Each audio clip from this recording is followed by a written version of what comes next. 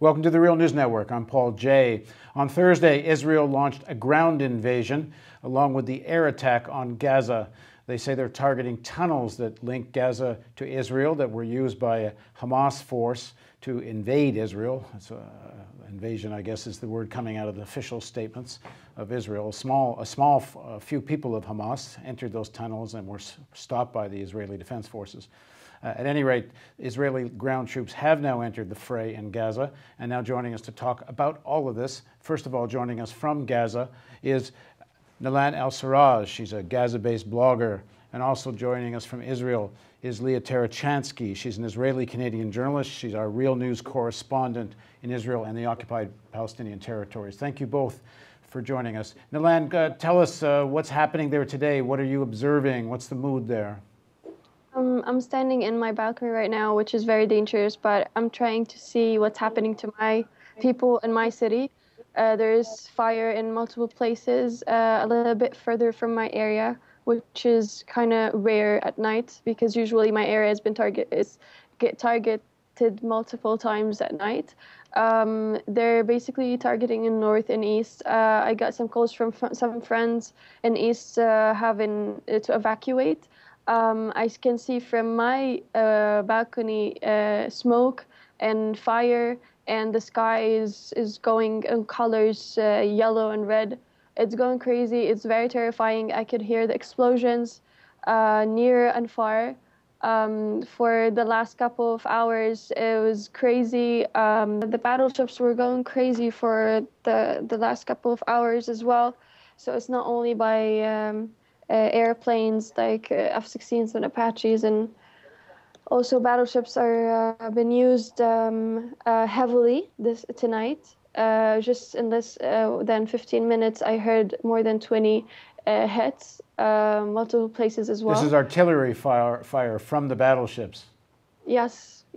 I got some friends in north. They're evacuating, and it's very scary over there. That ground invasion started, and everybody's so scared, and we don't know where to go. This is the huge problem, and we don't know what to do as well. What kind of buildings or housing was targeted in your area? What have you seen? For example, 2 days ago, the building next to mine was targeted, and it was crazy. There was injuries and fire and smoke and children screaming everywhere. What kind of them? They're basically civilians. Today, at the couple of hours of the truce, I went to the hospital just to support my people, my brothers and sisters who've been injured through these massacres. And mostly they're injured, and I talked to a couple of doctors to understand more what's happening, and they say more than 50% of the injuries are women and children, and most of the injuries are civilians. So they're targeting homes, they're destroying homes and dreams, and a lot of hope that we tried to build through all these years. The house that was targeted next to you, why was it targeted?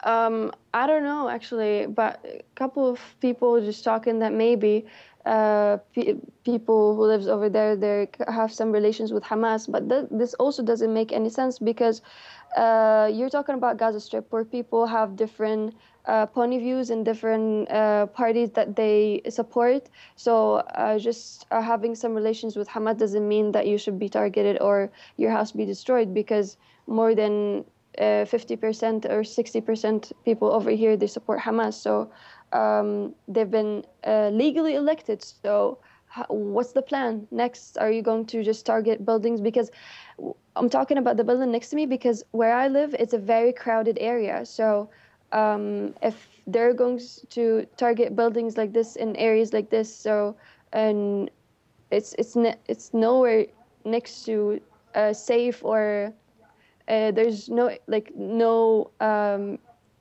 logical excuse for this. Right. Now, Nalan, are there, in the area where you live, are there any rockets being fired from there? Rockets being fired? Yeah, into Israel from anywhere in the area where you've seen the Israelis bombing. I can't really know. Mostly when this happens, it's rarely, I guess, comparing to the explosions that I hear from the other side. So you can't really know, especially in nights, because Israel focuses on freaking us out, and not letting us sleep, I guess.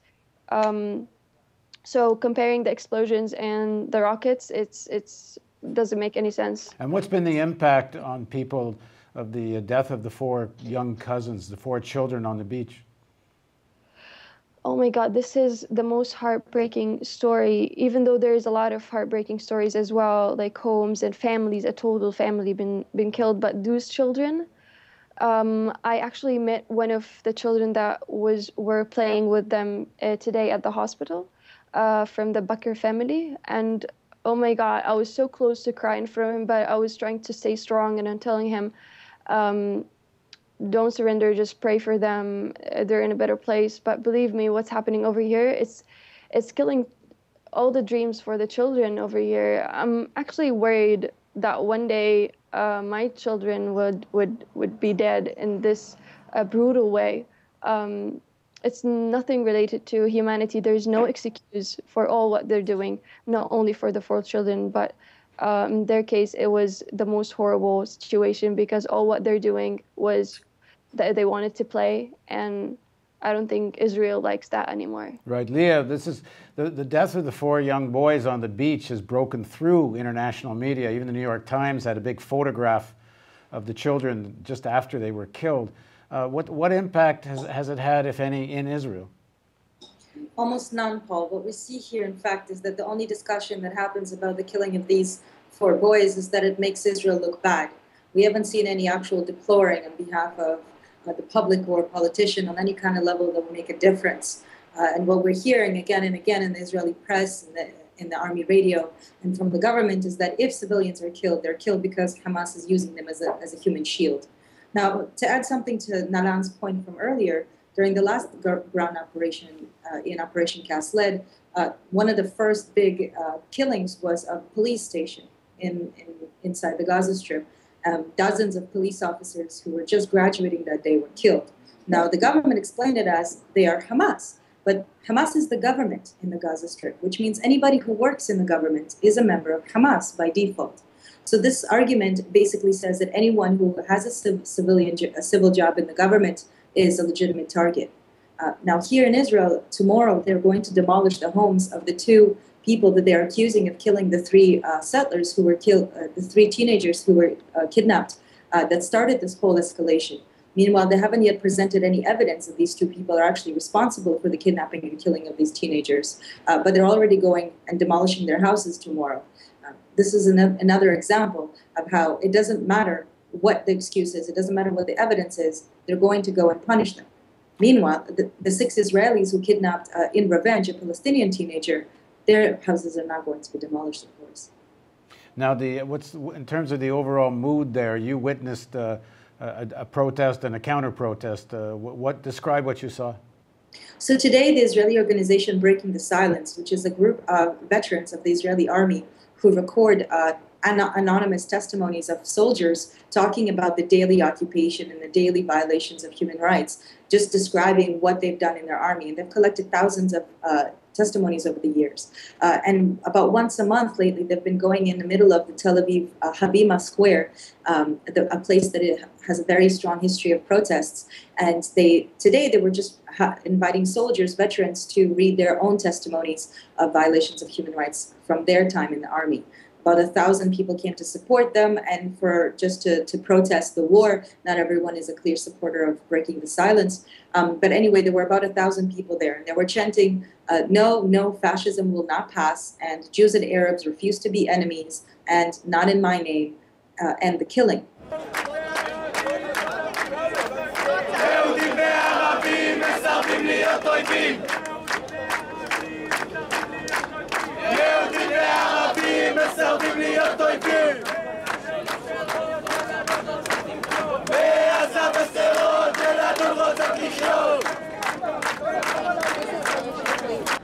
חשוב לומר, אנחנו מילואימניקים, מנסים לחזור הביתה כמה שיותר בשלום.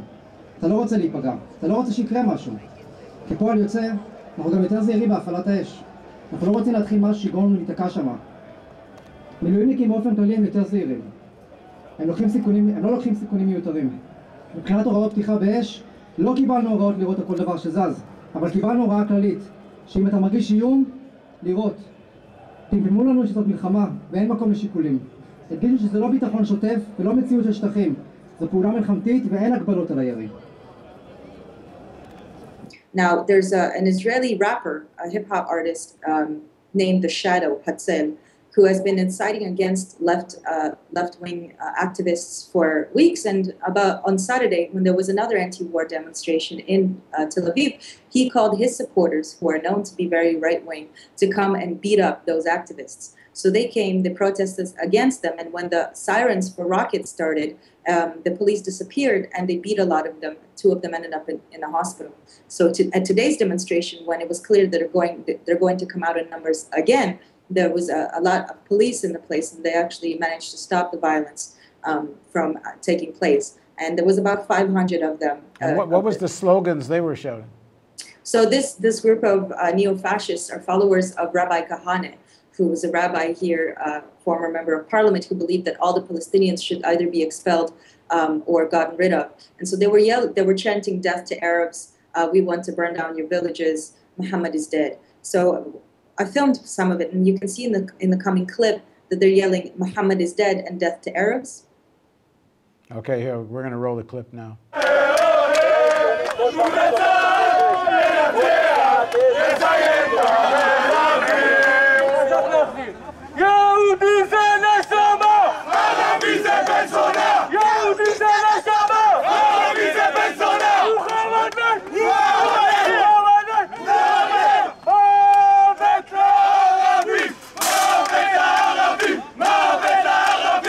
And this is a clip of the anti-war demonstration. People are yelling, not in my name. Okay. Nalan, let's go back to the mood in Gaza. I mean, what do you think is the objective of the Israelis here? They're not, it doesn't seem like they have any seriousness about actually reoccupying Gaza. The ground invasion so far, at least, they say, are targeting these tunnels. So the bombings, which have mostly killed civilians, I don't know the exact number now. I believe we're over 200, are we not? What do you think is their objective here? My point of view from all these years, I think Israel needs Hamas to stay in Gaza Strip, so they could tell the world that we have a Muslim terrorist party over here next to us, our neighbors, and we're so terrified and we're so in danger. We need you to support us all the time. We need you to be our side. And what's happening over here in this operation is the actual proof for what I'm saying. So they're killing more than 200 people, civilians. There are more than thousands of injuries, and nobody is breaking the silence. Nobody is doing anything for us. And why? Because Israel has one reason, that there's Hamas in Gaza Strip. And with them breaking all the laws and with them breaking all the human rights, nobody is trying to stop them, because this is the main reason. This is the only ally they have, and everybody's believing them. So I think if Israel wanted to stop Hamas from being in Gaza Strip, they could just do it in one night. They have the strongest army, right? But they don't need that. They just want to terrorize us. They want to keep us to remember that Israel is always going to be there. Israel is the occupation. Israel will never let us have peace.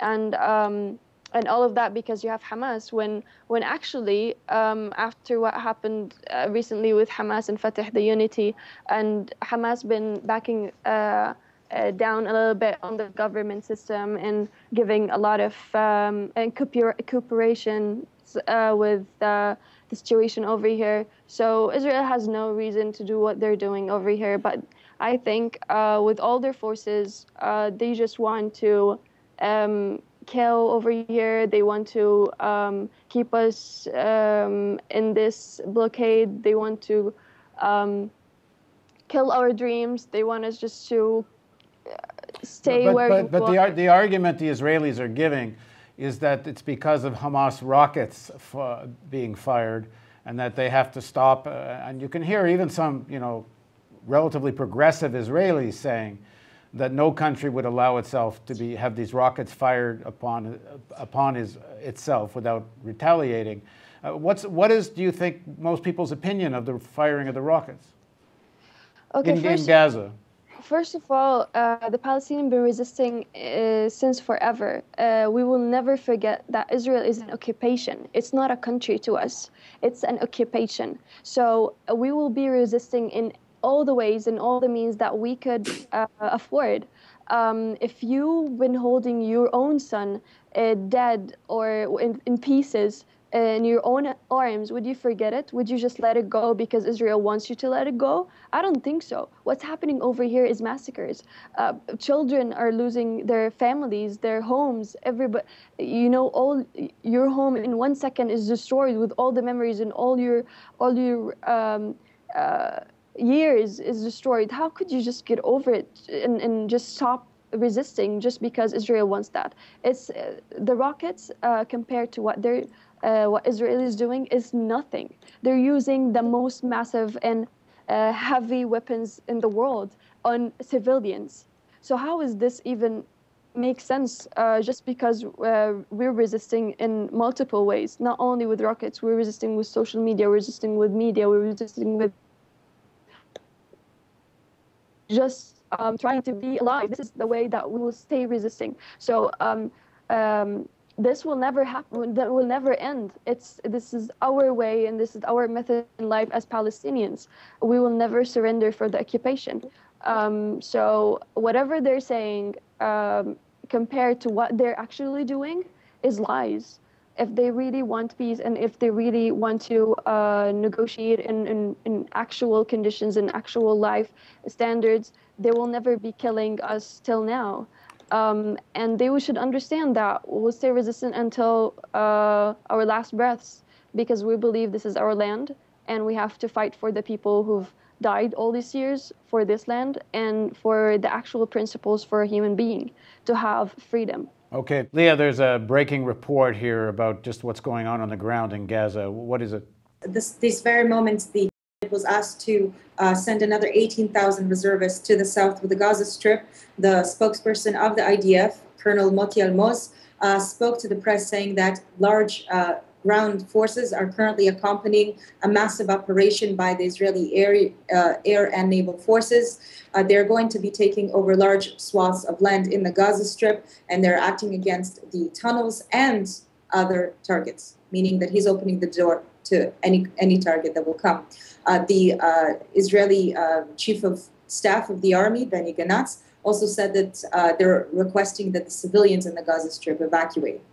Nalan, they're suggesting civilians evacuate in the Gaza Strip. Where are you supposed to go? I have no clue where to go. And actually, I have some friends in South and East. They're evacuating right now. I got some calls and some friends are just so freaking out. We don't know where they could go, or even us, if the ground invasion would go further than the South and East. I don't know where to go. Okay. Leah, Nalan, thanks very much for joining us. No problem. Thank you. And thank you for joining us on the Real News Network.